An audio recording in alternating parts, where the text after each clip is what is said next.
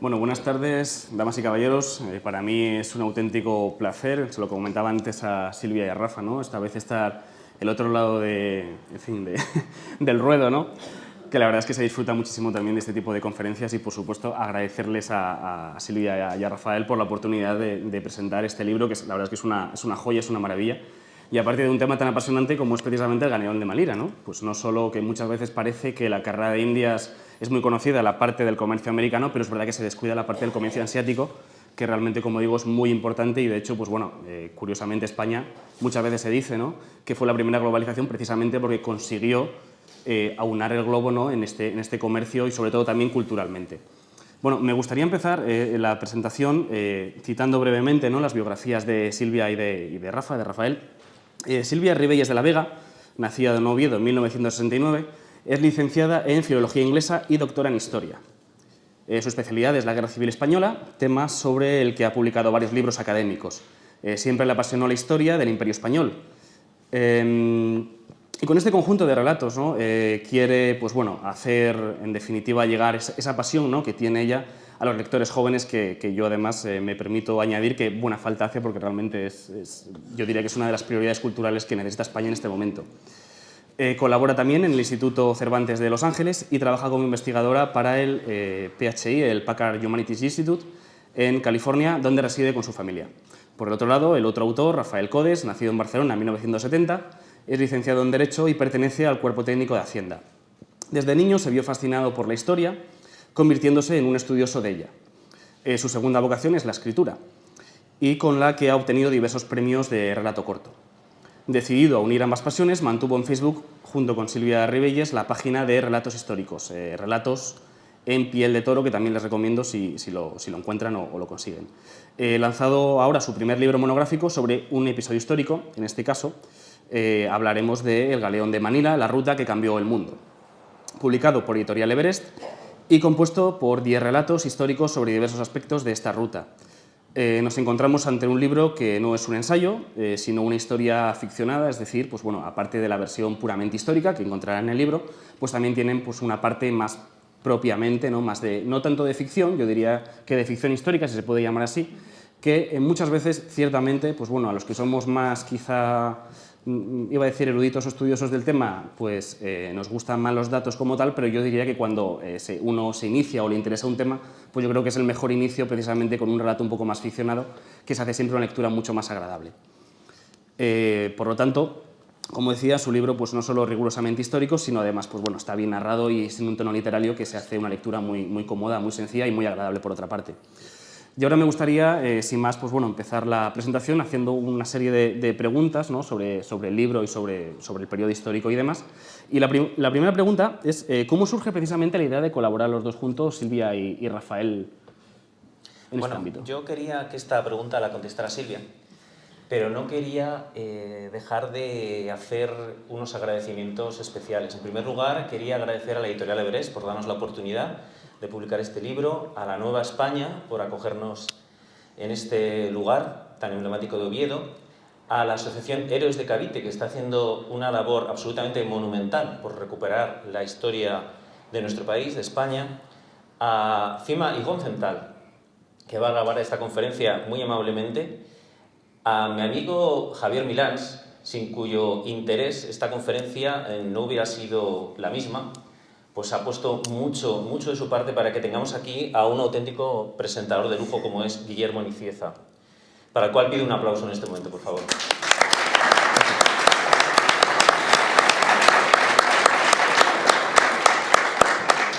Y finalmente quería agradecer a todos ustedes que han querido dedicar una tarde de verano a pasar un rato escuchándonos hablar de esta ruta, de este galeón, que tan interesante va a suponer, espero.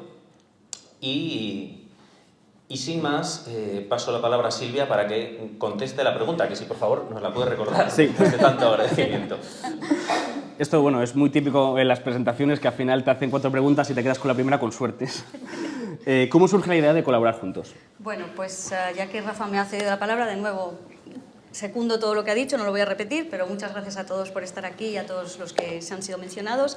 Y bueno, pues la idea de colaborar surge, porque pues hace unos años, escuchando un podcast de historia, la persona que estaba hablando sobre el galeón de Manila. Era un tema que conocía porque mi padre, como digo en la dedicatoria, pues me había contado algo, pero bueno, muy tangencialmente, y nunca le había prestado más atención, pero este podcast pues iba en mucho detalle, tenía unos datos interesantísimos, me parecía un tema fascinante. Y según se termina el podcast, me enfadé, porque pensé, madre mía, si es que esto nunca nos lo han contado a nosotros en la escuela, ni en el instituto, ni está en los libros así de historia, ni siquiera generales, no hay mención por ningún lado de esto, ¿no? Y entonces Rafa y yo nos conocemos porque veraneamos juntos en Figueras, en la Ría de Leo, y teníamos siempre pues las tertulias históricas y sabemos, los dos nos interesa mucho el tema, y yo sabía que era un gran escritor y que le interesa mucho la historia de España, y le propuse, digo, ¿por qué no hacemos un conjunto de relatos donde se narre pues, precisamente esta historia apasionante que es la historia de la ruta del Galeón de Manila? Y bueno, Rafa, vamos, no sé, que no se lo pensó. Y así surgió la idea. Nos pusimos a escribir hace 6 años y 6 años más tarde aquí estamos, que no nos lo creemos ni nosotros, ¿verdad? Bueno, realmente esto me lleva además a la segunda pregunta, ¿no? Es, como comentaba antes, pues al final la carrera de Indias, ¿no? Que es ese comercio, esa estructura, ¿no? Al final naval que conectó no solo a América con Europa, sino también con Asia, ¿no? Una vertiente, yo diría que bastante desconocida, es por qué precisamente, ¿no? Hablar sobre el galeón de Manila, cuando puede ser, y yo pues bueno, muchas veces como investigador en historia, es más difícil encontrar datos. Pues sí, bueno, en primer lugar, estamos ante un libro de divulgación. ¿Y cómo nos surgió la idea de que era tan necesaria la divulgación? Bueno, yo tengo que decir que, bueno, como aficionado a la historia y como padre, siempre me ha gustado, me ha interesado transmitir la historia a mis hijos. Y recuerdo que mi hijo iba creciendo y iba estudiando la historia de España en su colegio. Finalmente llegó una tarde en que me dijo, papá, hoy vamos a estudiar Felipe II. Recuerdo que yo con toda mi ilusión entré en su habitación, abrí el libro de texto y me encontré 2 páginas. Una dedicada a la construcción del Escorial y la otra dedicada a la Armada Invencible. Fin de Felipe II. Claro, esto a mí me removió muchísimo porque pensé, ¿por qué en los libros de texto españoles e incluso en la historiografía para adultos tenemos un hecho absolutamente anecdótico como fue la Armada Invencible, como si fuera un hecho fundamental de la historia de España e incluso de la historia del mundo? Pocos adultos saben que la Armada Invencible se dio en el contexto de una guerra contra Inglaterra que duraría 16 años más, que se enviarían 2 armadas más a Inglaterra y que terminaría con un tratado favorable a España. Se puede decir que España ganó aquella guerra. Sin embargo, en los libros de texto tenemos la historia de un fracaso, la historia de una derrota y el inicio del declive español. Esto no es casual, lógicamente. Esto es fruto de que la historia que hemos aprendido todos y que siguen aprendiendo nuestros hijos es una historia que se escribió en el siglo XIX por las potencias anglo-francesas, en el momento en que estas potencias iban ascendiendo y que el poder español iba disminuyendo. Como es muy lógico y natural, no tenemos nada que reprocharles. Ellos escribieron la historia en la cual ellos habían sido protagonistas y opacaron todos los sucesos anteriores en los cuales ellos no habían tenido ningún protagonismo. Y en esta ocultación, en este damnatio memoria, ocultaron historias tan increíbles y sorprendentes como esta del Galeón de Manila. Porque la historia del Galeón de Manila no es historia de España, es historia del mundo, como vamos a ver aquí esta tarde. Bueno, recuerdo precisamente, hablando precisamente de este tema, una frase que a mí me encanta, encima seguro que también conoce, que es también de un escritor de historia naval, ¿no? Que es Antonio Luis Gómez Beltrán, que siempre dice que Inglaterra era una potencia emergente en el siglo XVI. Esto, claro, si lo dices a un inglés, cae para atrás probablemente, ¿no? El tema de llamarlo potencia emergente, pero realmente era así, la gran potencia era España, lógicamente, ¿no? Y eso me lleva precisamente a hacer la siguiente pregunta. ¿Qué hacían los españoles en el Pacífico y más concretamente en las Islas Filipinas, en el archipiélago de las Filipinas? Bien, bueno, la historia del Pacífico y de España nos puede parecer incluso sorprendente. Durante siglos el Pacífico fue llamado el lago español, cosa que no es ninguna exageración. Es una historia que empieza una mañana cuando un hidalgo extremeño de Jerez de los Caballeros va caminando por un sendero seguido por una hueste, va subiendo hacia una colina y de repente manda a parar a toda la comitiva. Sube él en solitario hasta la cima de una colina y lo que ve le hace ponerse a rezar. Él sabe que está haciendo algo histórico, que en ese momento su nombre ha pasado a la inmortalidad y de hecho 500 años después vamos a pronunciar su nombre. Desde ese momento, desde esa altura, Núñez de Balboa está contemplando la mayor extensión de agua del planeta. Es el Océano Pacífico. Es un océano que, si ustedes cogen un globo terráqueo y lo giran, podrán ver que hay un momento en que no se ve más que agua, no hay nada más, es una inmensidad absoluta. ¿Y qué pasaba en el Océano Pacífico? El Océano Pacífico tenía un producto estratégico, como hoy en día es el petróleo, que eran las especias. Las especias se producían principalmente en unas islas que actualmente están en Indonesia, que se llaman las Molucas. España y Portugal tenían una carrera, como fue la carrera espacial entre Estados Unidos y la URSS. España y Portugal seguían una carrera hacia este producto que era imprescindible en un mundo en que no existían las cadenas del frío, en el que si alguien mataba un animal, o bien se lo comía en un plazo de 3 días, o bien lo salaba. Pero la sal era considerada un bien inferior por las altas élites, de forma que ellos necesitaban y querían y pagaban a precio de oro estas especias. ¿Quién iba ganando esta carrera? Pues la iba ganando Portugal. El día que Núñez de Balboa contempla el Océano Pacífico, Portugal ya había llegado a las Molucas. De forma que Felipe II fue consciente de que algo tenía que hacer. No podía dejar perderse esa carrera.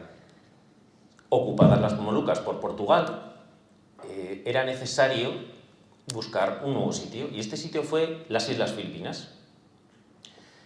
Se enviaron diversas expediciones para colonizar las Islas Filipinas.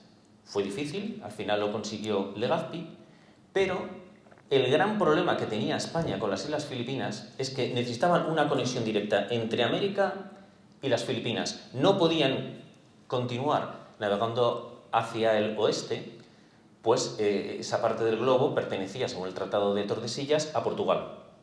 De forma que se iniciaron una serie de viajes de regreso. El primero de ellos, no sé si ustedes lo saben, cuando se produce la vuelta al mundo del Cano, eran 2 naves, una fue la Victoria, que volvió con el Cano, pero la otra nave era la nao Trinidad. Esta nao intentó el tornaviaje, que se llamaría así el viaje de vuelta desde las Filipinas a América, el tornaviaje, y fracasó terriblemente, hubo una mortandad absoluta en aquel barco.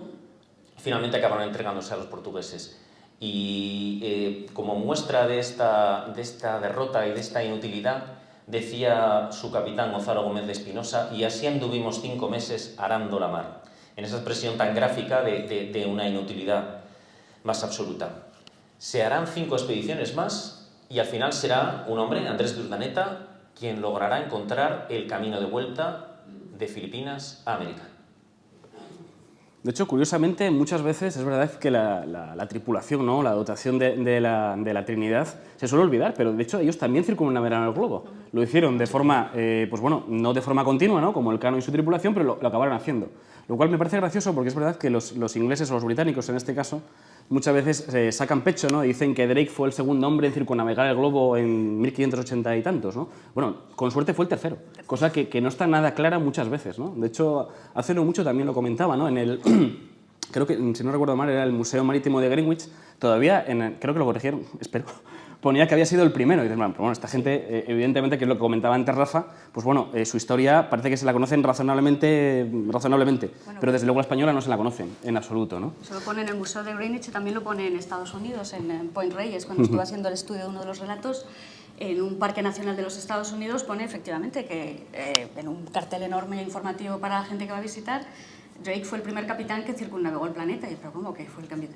Y escribí rápidamente una carta a los parques nacionales, no me hicieron ni caso, no sé si lo habrán cambiado, no he vuelto, pero volveré a ver si lo han cambiado, si me han hecho caso, no lo dudo. Pero... Yo creo que esto va un poco en la línea de lo que he comentado antes, ¿no? De la perspectiva anglo-francesa, de opacar todo lo anterior y sobre todo pues considerar que Drake fue la primera persona que dio la vuelta al mundo. Claro, los otros eran españoles, no eran personas. Claro.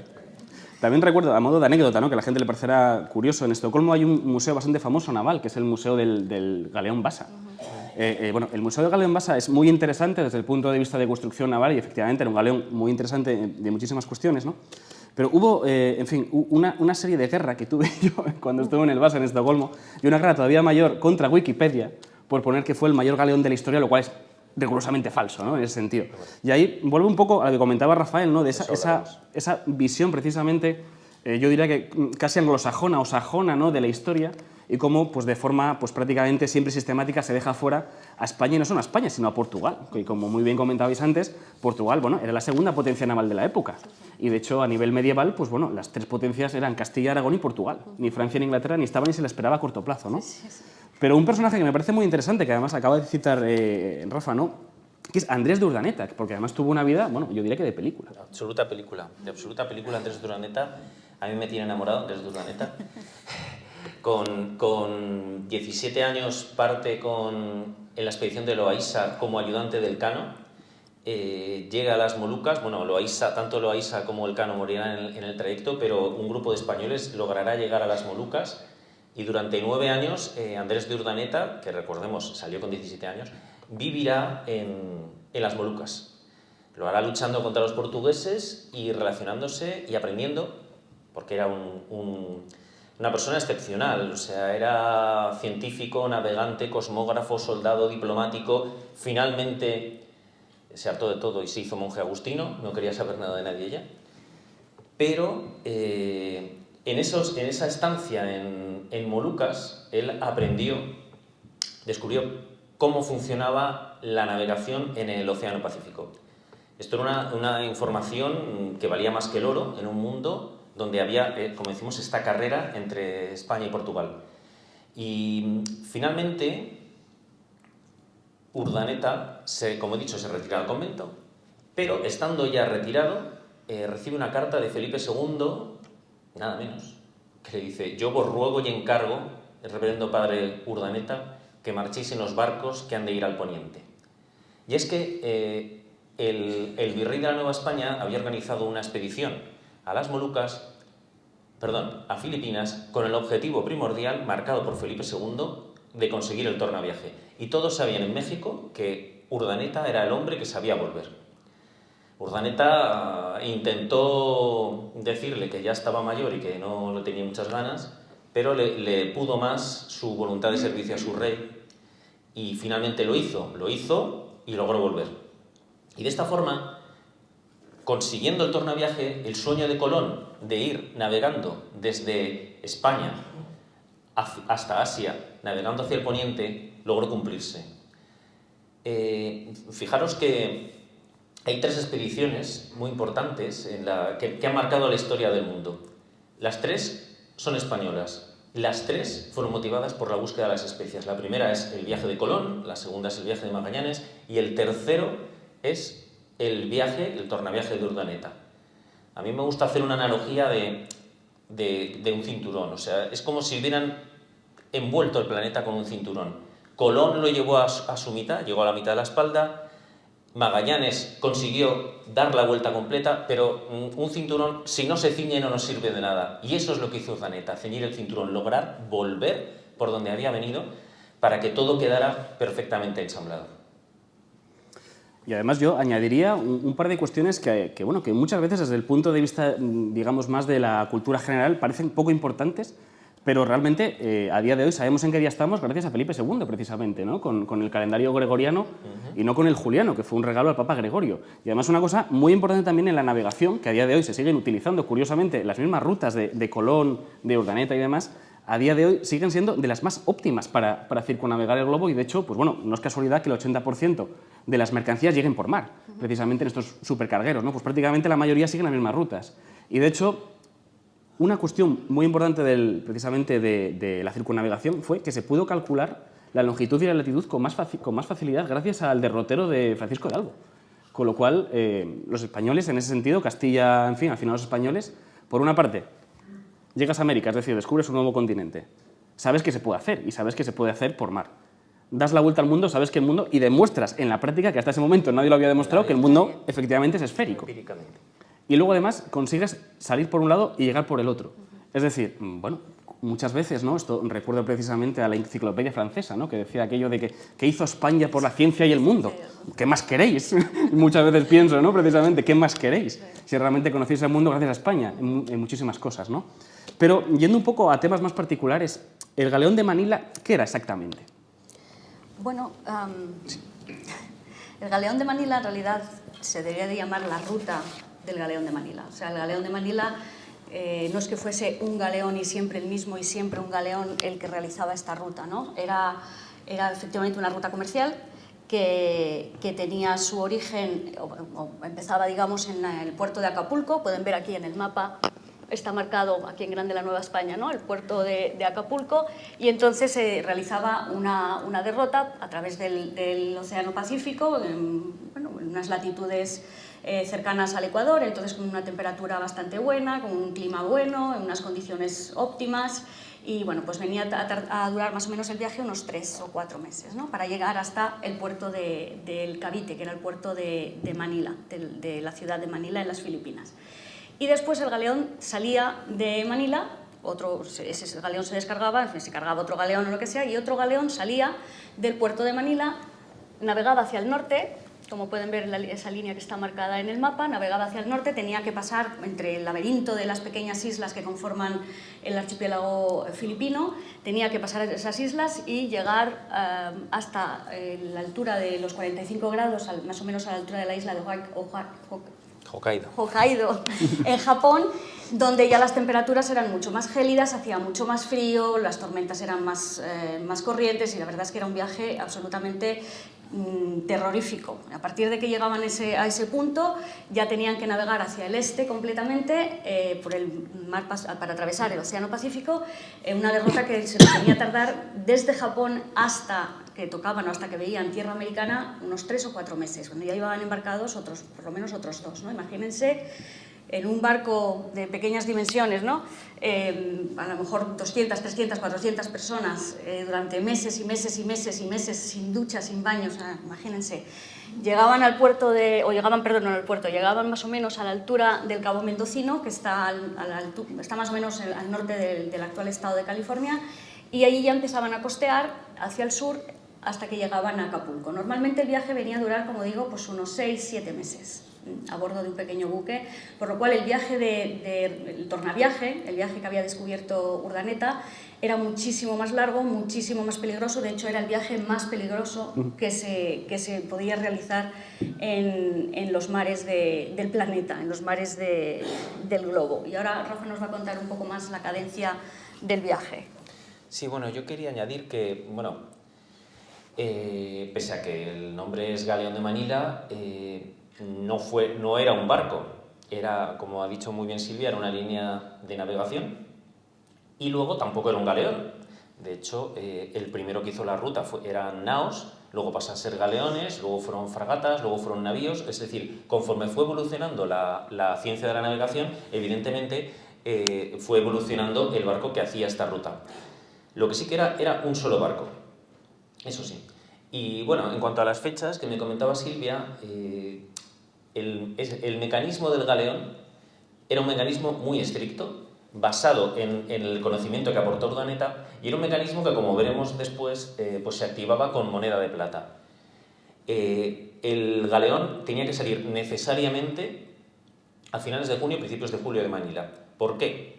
Porque, y esto es algo que descubrió Urdaneta, bueno, que Urdaneta aprendió de los navegantes moluqueños, así como en el Pacífico, en el Atlántico, las corrientes son elípticas, y esto es producido por un efecto que se llama el efecto Coriolis. El aire frío del polo baja hasta la zona ecuatorial y allí se calienta. Esto, combinado con la rotación de la Tierra, hace que se produzca una elipse. De hecho, para ir navegando a vela antiguamente a América había que bajar hasta Canarias, y luego ir a las Antillas y luego subir por encima de las Azores. Pues esto, en buena lógica, podía pasar en el Pacífico, y así pasaba.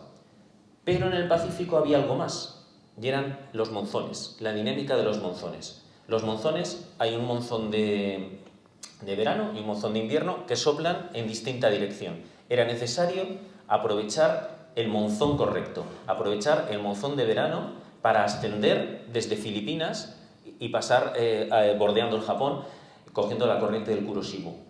¿Por qué era importante hacerlo a principios de verano? Porque en principios de verano sopla el monzón de verano, pero todavía el Pacífico no se ha calentado suficiente para que empiece la temporada de tifones. De forma que el galeón salía a principios de junio y llegaba en torno a Navidad, a Acapulco. En Acapulco se celebraba la Feria de Acapulco, la que Humboldt diría la feria más renombrada del mundo. Se celebraba entre enero y febrero, y a partir de marzo el galeón volvía a zarpar. De nuevo, tenía que salir en esa fecha exacta, porque si no, a su llegada a Manila podía coger de nuevo la temporada de tifones del verano. De forma que teníamos un mecanismo que requería de una precisión absoluta. Una precisión absoluta que además los piratas ingleses y holandeses conocían.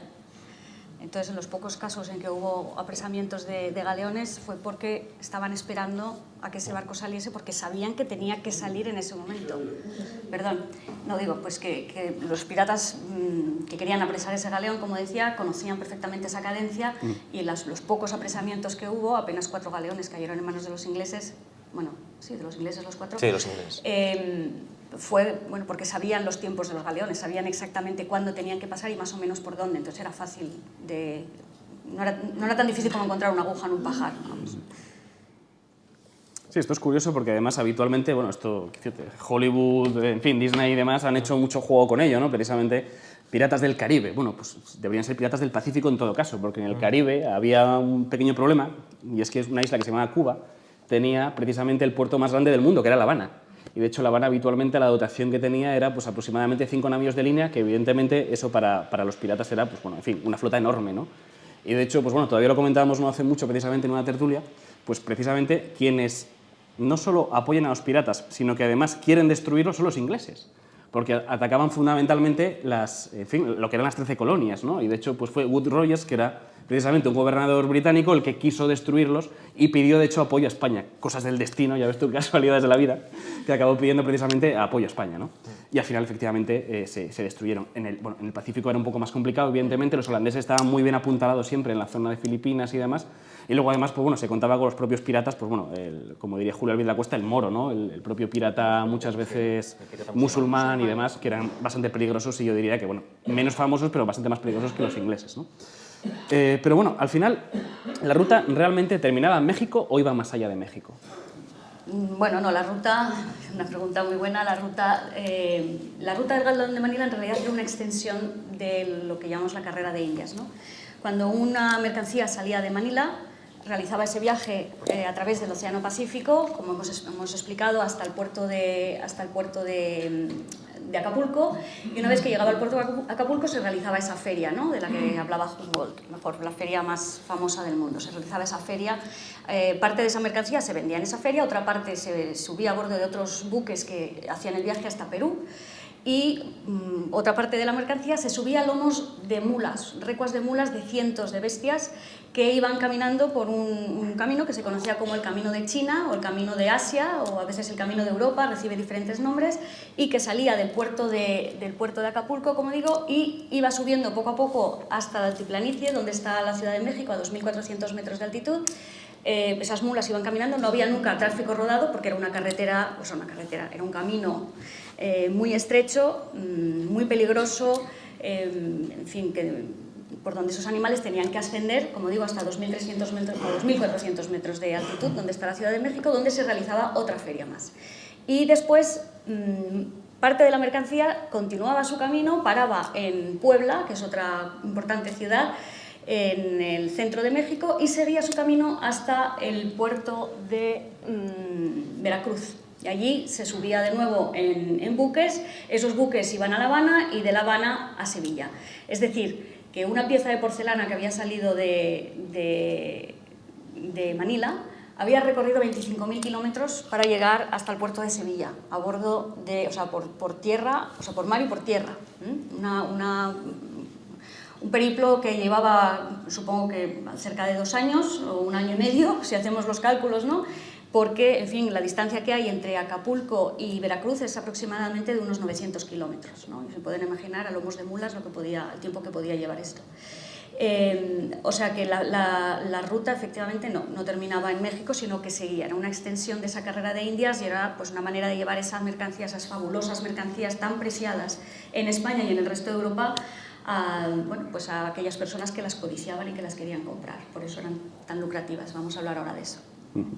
Sí, bueno, yo quería añadir que hemos de valorar esto realmente. O sea, cuando uno va al Palacio Real de Madrid o al Palacio Real de Aranjuez o al Palacio Real de la Granja y ve esos jarrones chinos, esos tibores, esos leones de Fo, o sea, hay que pensar, como dice Ricardo Fernández, que cada pieza de porcelana es un pequeño milagro, porque ha viajado en toneles llenos de paja atravesando el Pacífico.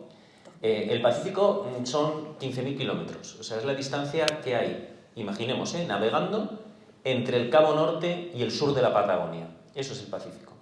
Pues atravesando el Pacífico, cargado a lomos de mulas, atravesando el Atlántico.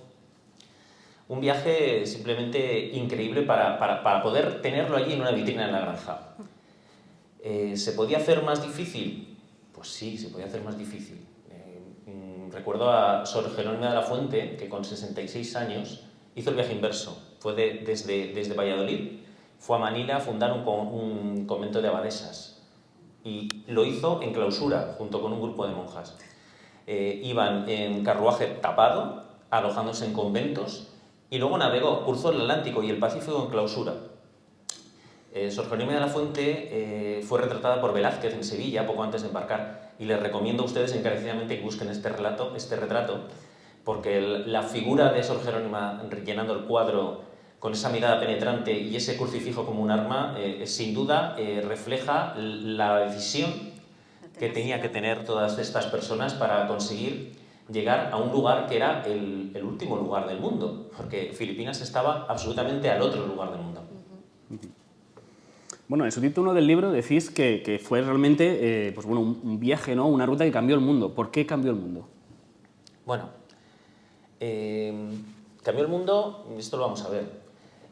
Cuando los españoles llegan a Filipinas, se dan cuenta que Filipinas es muy pobre, tenía una economía absolutamente de subsistencia, no había apenas especias, solo había canela y de una calidad muy inferior a la de Ceilán, pero vieron los reyezuelos de las islas, vieron que iban vestidos con sedas y vieron que comerciaban con barcos chinos.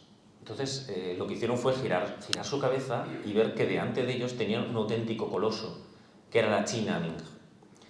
La China Ming estaba a solo 3-4 días de navegación de Manila. Entonces se produjo una alineación de planetas, y es que en aquel momento se puede decir que Harry encontró a Sally. ¿Quién era Harry? Harry era la China Ming. el país más poblado del mundo, 150 millones de habitantes. Pensemos que España tenía entre 7 y 10 millones de habitantes en aquel momento. Producía el 40% del Producto Interior del mundo. Era capaz de producir en cadena. Era la economía de largo, la mayor economía del mundo. Pero tenía un problema grave, y es que no tenía una moneda de metal. Había emitido papel 2 siglos antes, había inventado el papel moneda, pero se había creado una gran inflación.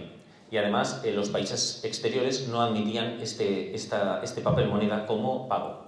De forma que incluso los impuestos se tenían que pagar en especie. Esto provocaba un problema gravísimo. El ejército se tenía que pagar en especie, los soldados se tenían que pagar en especie. Entonces China tenía una inmensa demanda de plata. Quería plata para hacer su moneda. ¿Por qué no quería oro? Porque el oro es demasiado valioso como medio de pago.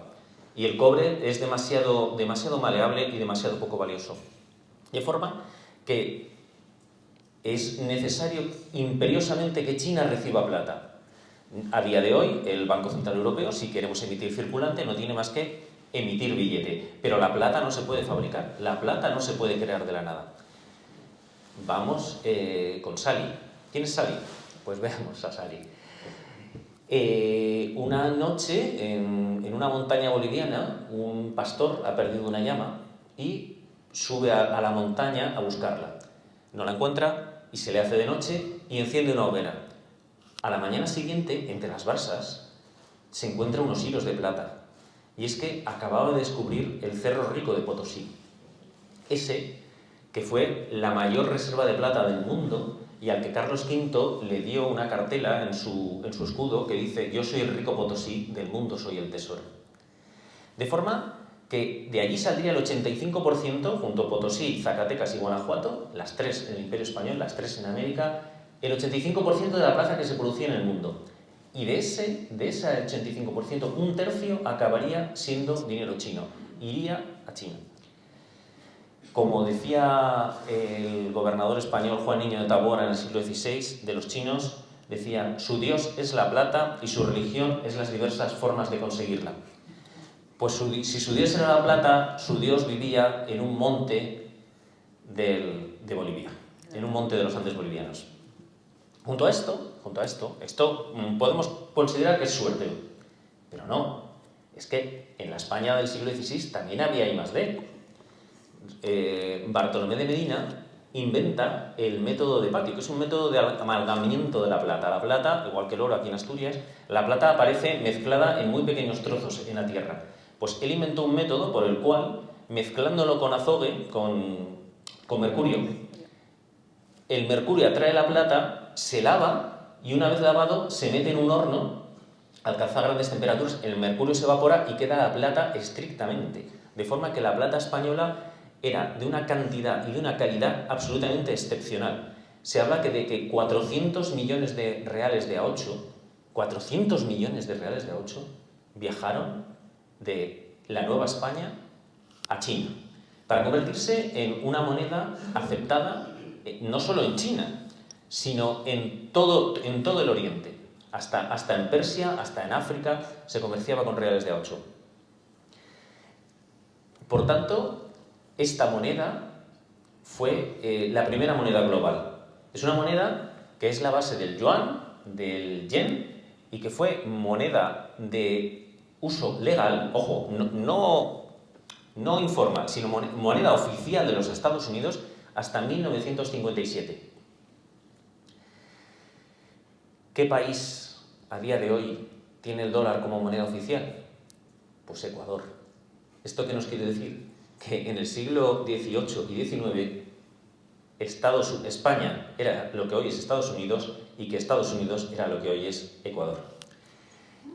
Y esta moneda, que era de curso legal, fue una moneda inventada por Pedro el Cruel, el real, y fueron los reyes católicos que nos crearon este real de A8, que es una moneda de 8 reales. Esta moneda, recordemos, la moneda propiamente creada por los reyes católicos, tendría su reflejo incluso a día de hoy.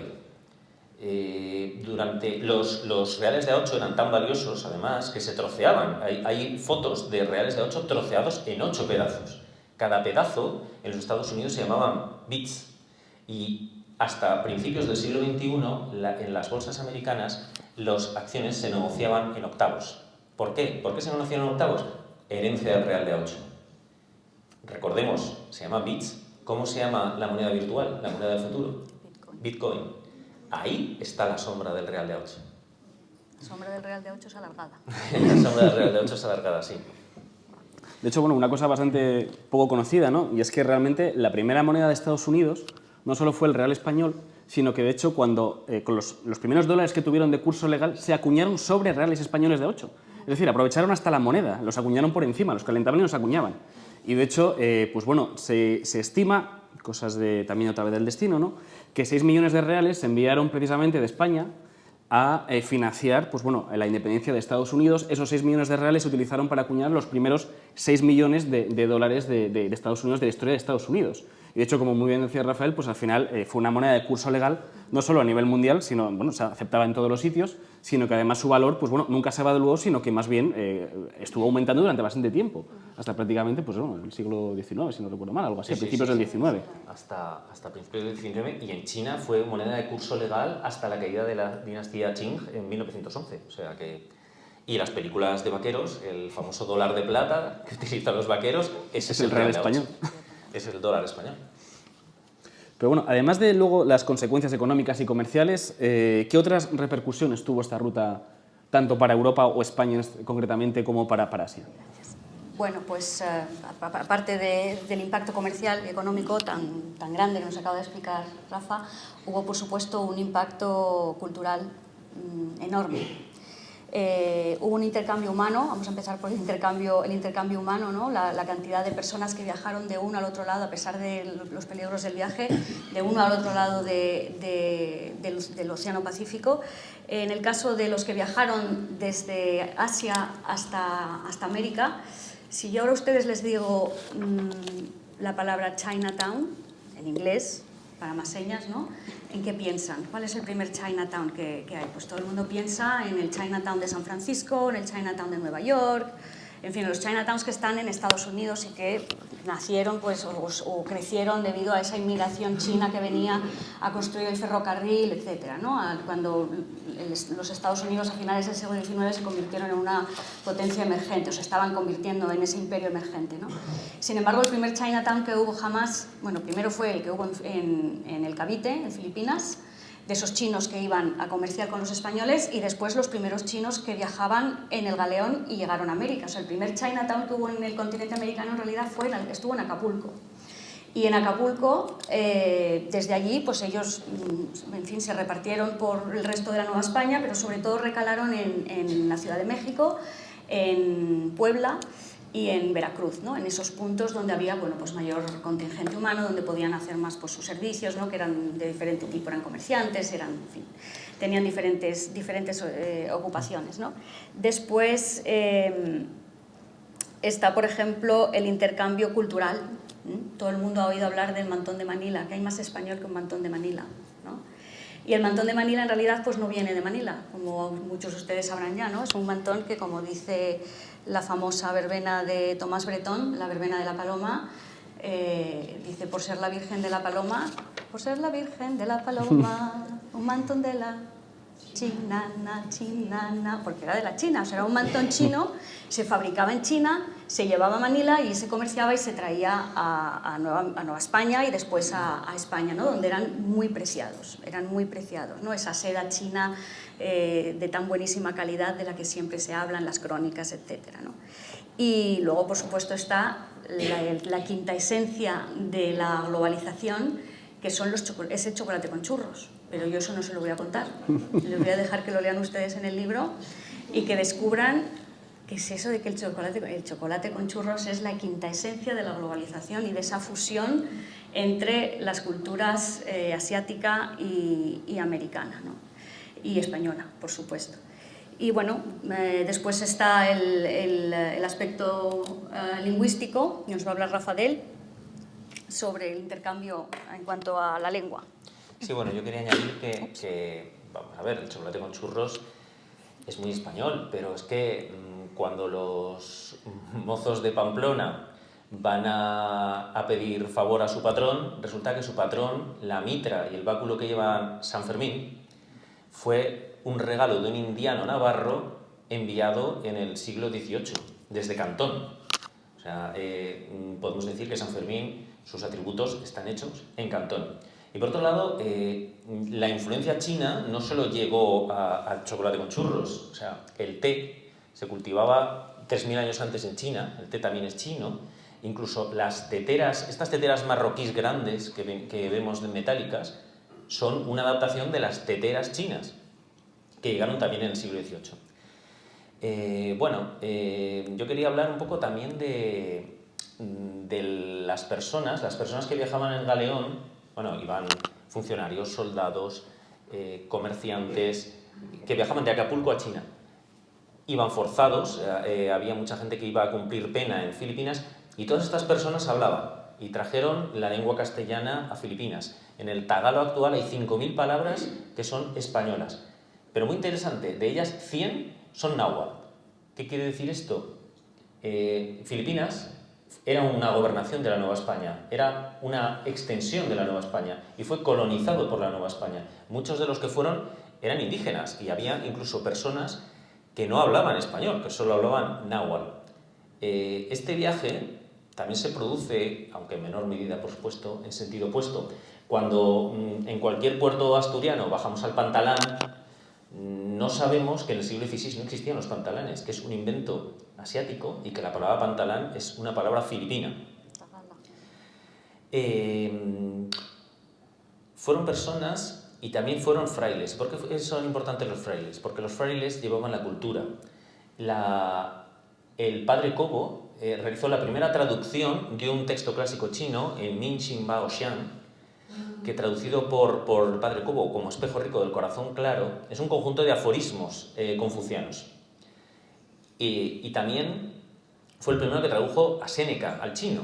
¿Qué quiere decir esto? Con los españoles no solo llegaba la cultura judio-cristiana, es que llegaba también la cultura grecolatina.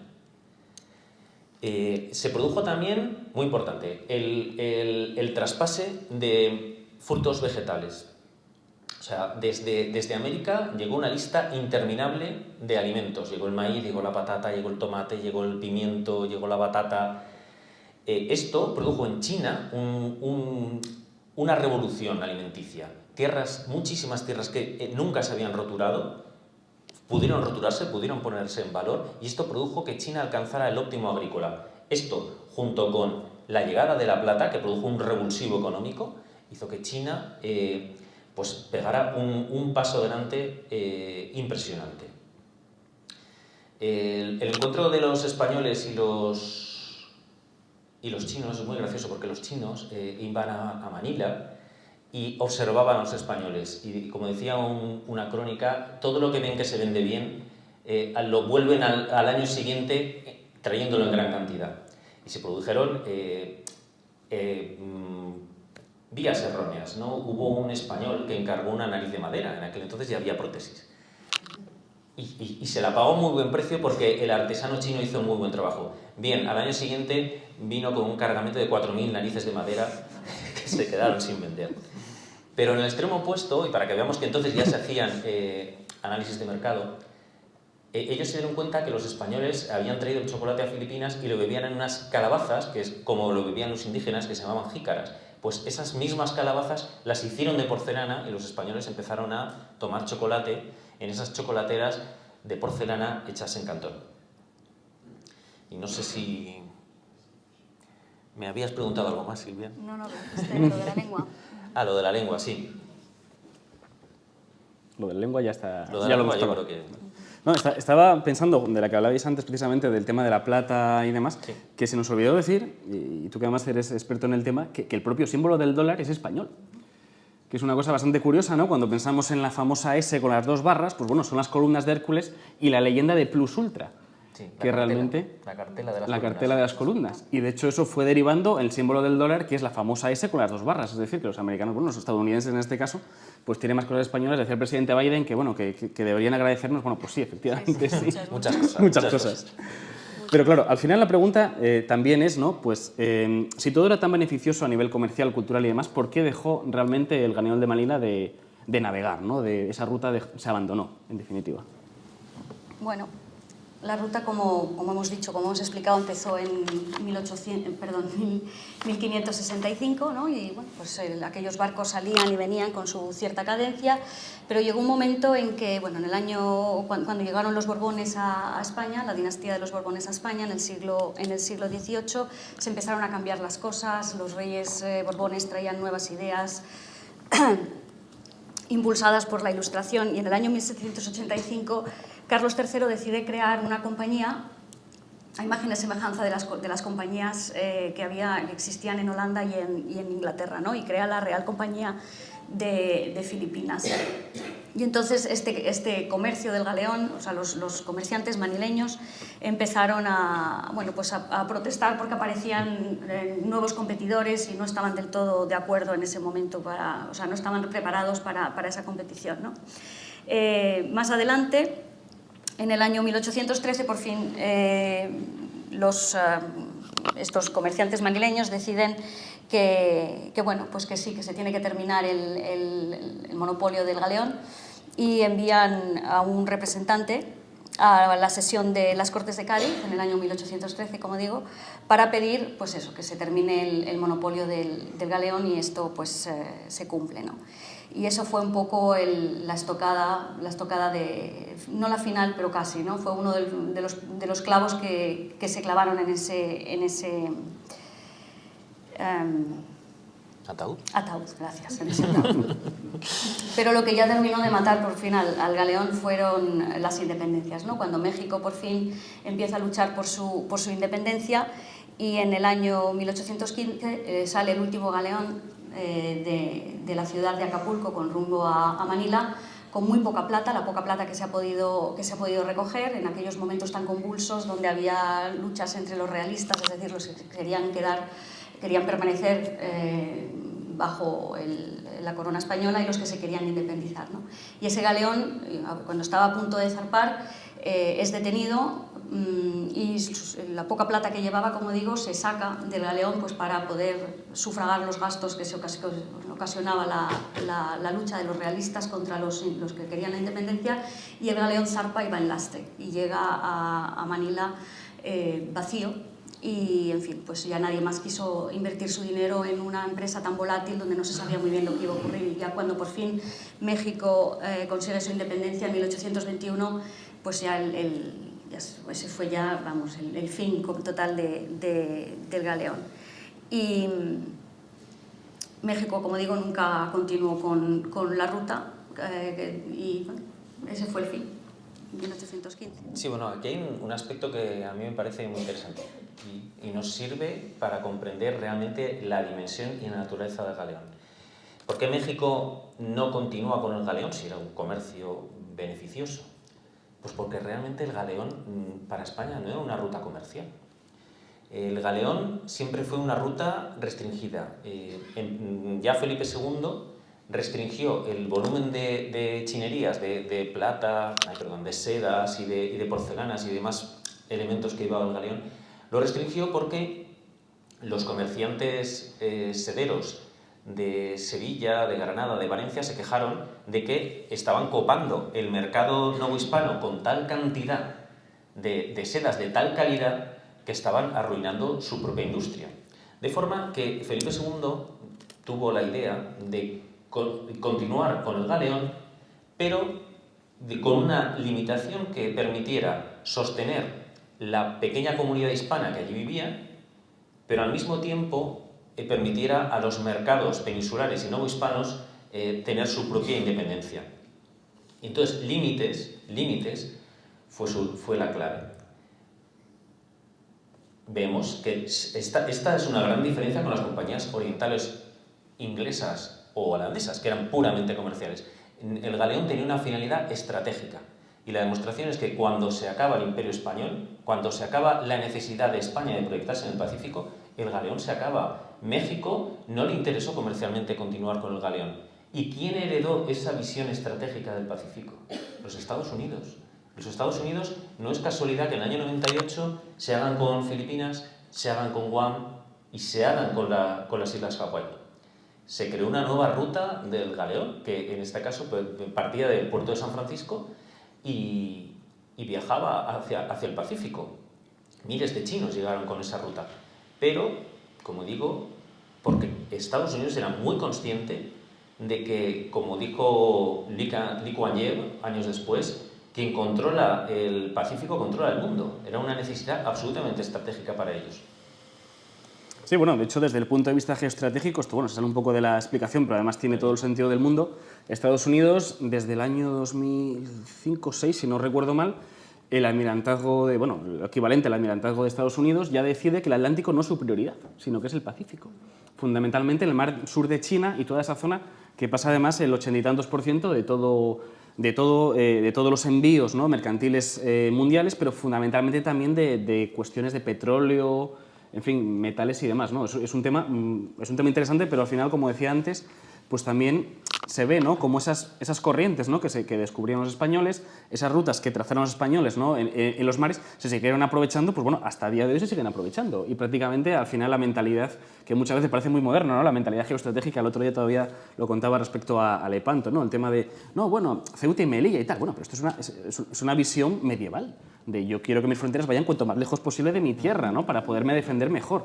Pues esto, claro, cuando decimos ahora, ¿no?, con el tema de Rusia, Ucrania, no, Estados Unidos tiene una base en el Báltico, no sé dónde. Bueno, tiene sentido, pero es que esto España, Venecia ya lo hacía en el siglo XV, en el siglo XIV. No es nada nuevo, ¿no? Muchas veces la historia al final, ¿no?, te demuestra que, bueno, como dice un amigo mío, que bueno, los romanos, menos la electricidad, creo que lo inventaron todo, porque al final también era una visión muy romana, precisamente, ¿no?, de la estrategia. Sí. Somos absolutamente romanos y colonizamos a la romana. Sí.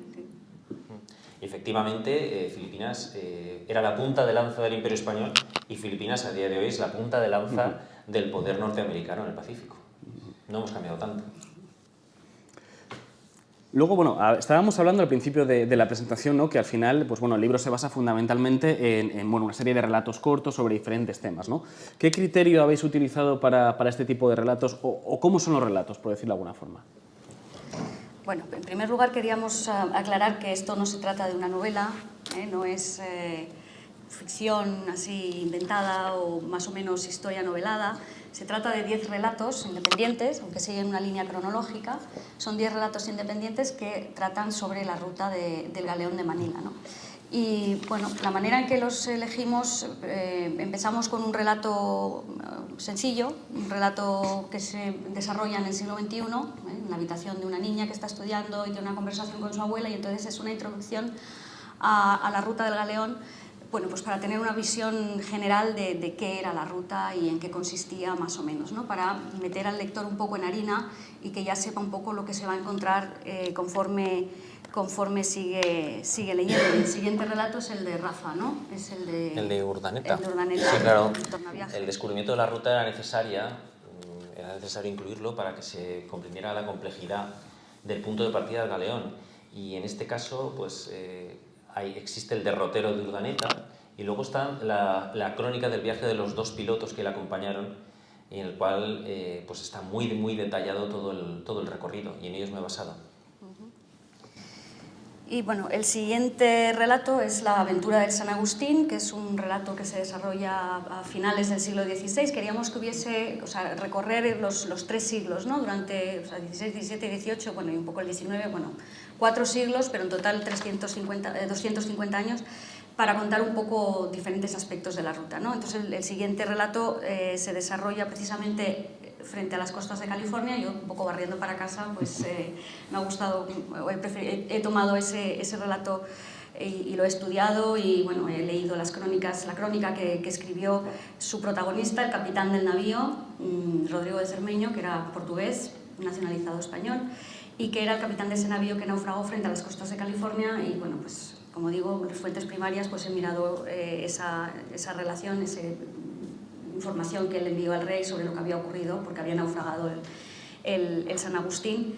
y bueno, pues estudios que hicieron la Universidad de Berkeley y otras universidades en la zona sobre esos restos que se encontraron del naufragio, sobre todo esas piezas de porcelana y restos del buque, de la lona, de las sedas que se encontraron después en enterramientos de los indios nativos en el siglo XX, ¿no? Cuando la Universidad de Berkeley fue allí a estudiar. Entonces, bueno, como digo, está todo muy bien documentado, aunque en fin, es historia ficcionalizada porque hacemos hablar a los personajes, pero está todo, vamos, estudiado y documentado, como decimos. El siguiente es...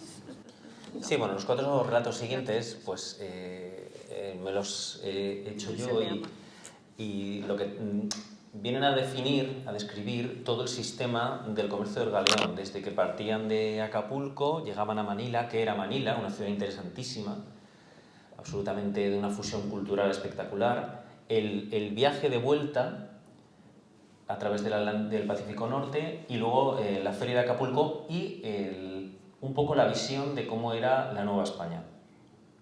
Me he basado en los relatos de Gianfrancesco Gemelli. Gianfrancesco Gemelli es uno de los más célebres viajeros de la Edad Moderna. En el siglo XVIII se puso de moda la literatura de viajes. La gente se sentía atraída por lugares exóticos, por paisajes desconocidos. Y Gemelli, que era un funcionario del rey de España, porque era napolitano, y decidió hacer un viaje alrededor del mundo para impresionar a su rey y conseguir preventas, para impresionar a Carlos II. Y Gemelli inició ese viaje, un viaje que él, bueno, dio la vuelta al mundo y fue en el galeón, fue de Manila a Acapulco, que describe él como la ruta más terrible del planeta, capaz de destruir a todo tipo de hombres. Y se lamenta amargamente de no haber hecho el viaje al revés, porque, como sabemos, de Acapulco a Manila eran 3 meses de navegación muy agradable y de Manila a Acapulco eran 6 meses de navegación terrible por unas latitudes altísimas donde iban, como dice él, como vírgenes en su manto. Este Gemelli a mí me tiene enamorado también. Hay 2 personajes, Urdaneta y Gemelli, que me han fascinado. Y todos lo conocemos indirectamente, porque el libro que él escribió, El Giro del Mundo, fue quien dio la idea a Julio Verne para escribir La Vuelta al Mundo en 80 días. Bueno, nos hemos saltado sin querer el relato de Ama, que es un relato que se desarrolla en las costas de Japón, también un naufragio de un galeón. Se conoce que a mí me gustan más las desgracias que me atraen más, pero efectivamente es el relato de un galeón que naufraga frente a las costas de Japón, y los náufragos son recogidos por la población local y en fin se les lleva ante la presencia del shogun, que es el jefe político del imperio japonés en aquel momento. Y entonces en ese galeón viajaba don Rodrigo de Vivero, que era el gobernador saliente de la Nueva España, perdón, era el gobernador saliente de Manila, y regresaba a la Nueva España porque había terminado con su cometido, ¿no?, como gobernador, y regresaba a la Nueva España y bueno, pues se encontró allí. Y entonces cuando terminó todo el periplo de su viaje por Japón, cómo fueron a visitar al shogun y cómo por fin consiguieron que les diesen un barco para regresar a la Nueva España, el hombre, pues 20, 30 años más tarde, escribe una relación sobre ese viaje y describe aquel país tan impresionante, ¿no? Un escrito, o sea, él escribió este libro en el año 1632, pero él su viaje lo realizó, ese naufragio ocurrió en el año 1605, ¿no?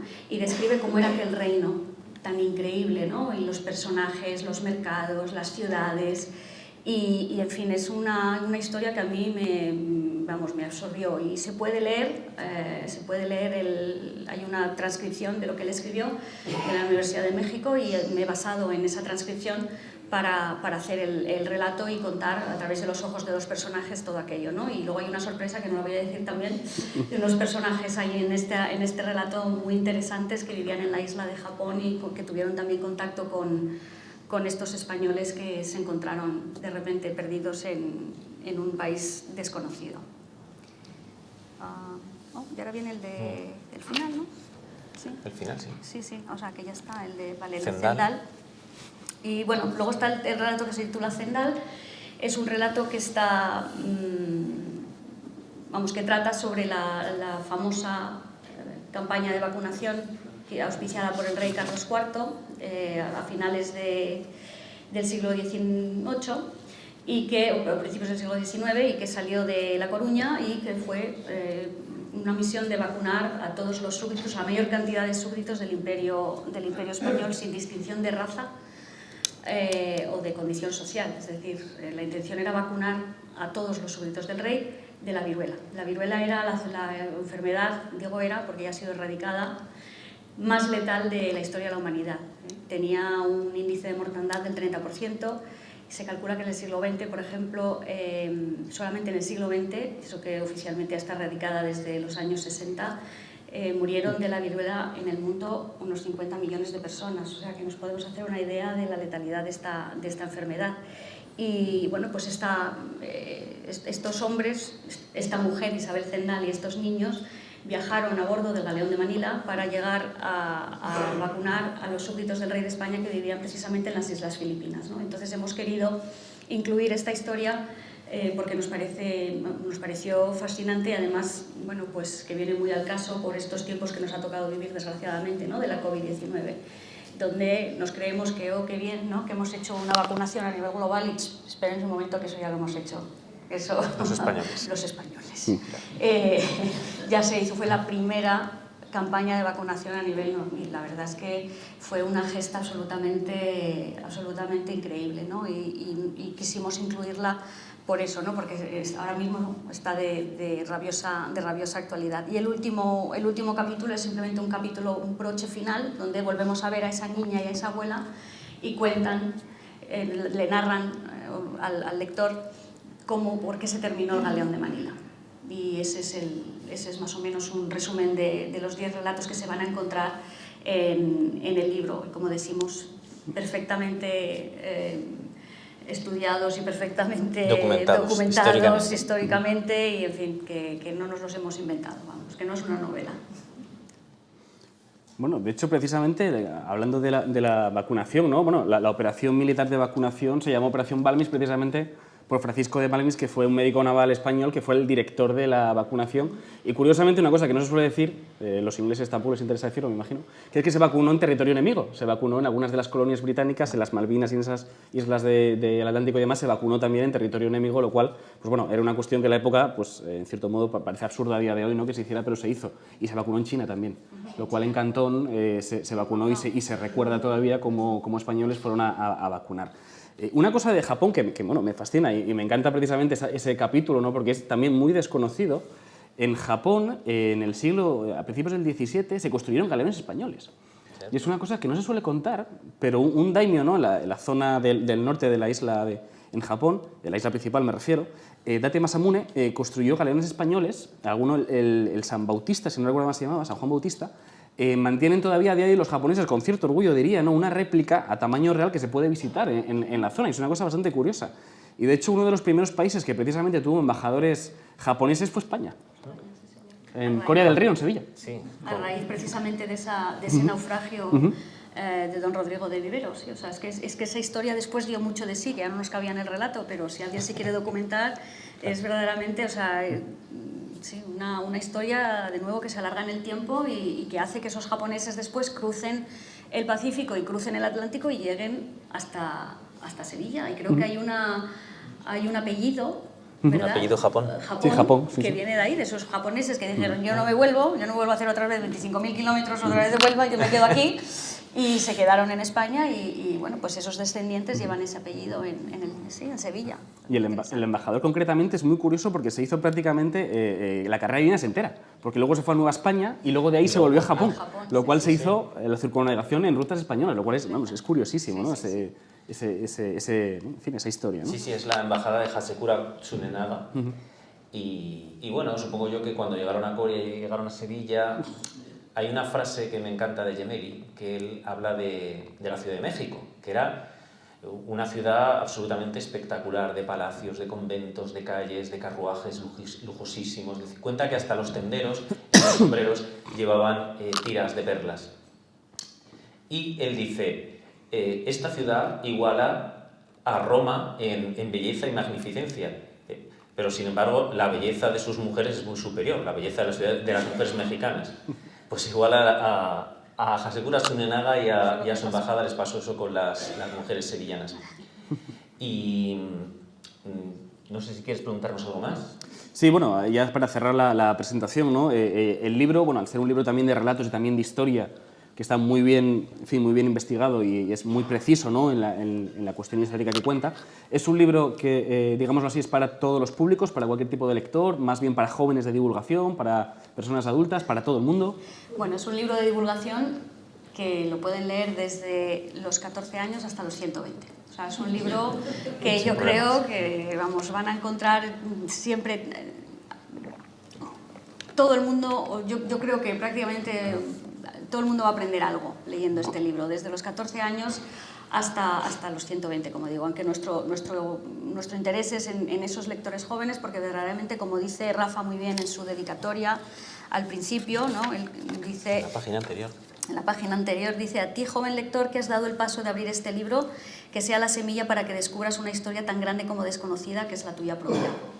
Y efectivamente nosotros animamos a todos los chavales jóvenes a que se adentren en el conocimiento del Imperio Español, porque nosotros ya estamos convencidos, ¿no? Ya tenemos una visión, y los que tenemos una visión a estas edades pues es más difícil de cambiarla, pero la gente joven tiene que conocer también otros aspectos de la historia que no es los que aparecen en los libros de texto del hijo de Rafa, ¿no? En este caso, ni de los hijos de los que están aquí seguramente. Entonces queremos llevar esta historia a los más jóvenes, pero no solo a ellos, como digo. Es un libro que yo creo que cualquiera que lo lea lo va a encontrar interesante. Y bueno, yo estoy viendo delante de mí la cara de mis hijos, de mi hijo Jaime y mi hijo Inés. Me están diciendo con su gesto que hay que ir acabando ya. Yo solo quería decir que hemos de ser conscientes de que en el siglo XVI, en la relación esta entre España y el Imperio Ming, ya se crearon unas redes comerciales globales. Ya hubo unas rutas marítimas que llevaban, que se atravesaban, que se ejecutaban con los supercontenedores de la época. Hay que decir que el galeón de Manila era 4 veces más grande que el barco siguiente más grande del mundo. Era el barco más grande del mundo. Ya había unos mercados financieros interconectados, ya había una moneda global. Ya China ya era el gran productor del mundo. Ya había intercambios culturales y ya había movimientos de población producidos por motivos económicos, como esos chinos que emigraban a la Nueva España. De forma que este mundo estrechamente globalizado y estrechamente conectado que hoy conocemos no nació ayer, es muy anterior a lo que nosotros pensamos. Es previo a la expansión colonial francesa e inglesa, es previo incluso al nacimiento de los Estados Unidos, y no hizo falta para conseguirlo ni que existiera la máquina de vapor, ni el capitalismo, ni la doctrina del laissez-faire, ni la Ilustración, ni nada de todos esos elementos que consideramos imprescindibles. Bastó un barco y bastó la capacidad de pacto, que es algo exclusivamente español prácticamente en toda expansión, que es esa capacidad de pacto con culturas absolutamente ajenas para llegar a un acuerdo, para llegar a un beneficio, para llegar a una simbiosis. Y el tercer elemento para crear todo aquello fue la decisión de un rey que fue Felipe II, que hizo mucho más que construir el Escorial y que enviar una armada a Inglaterra. Y quería acabar con un ruego, y es que entre todos difundamos nuestra historia, que entre nuestros grupos de amigos, entre las redes sociales, escribiendo los libros maravillosos que escribe Guillermo, entre todos, como decía, difundamos nuestra historia, vayamos sembrando memoria y no, como el infortunado capitán Gonzalo Gómez de Espinosa, andemos arando la mar.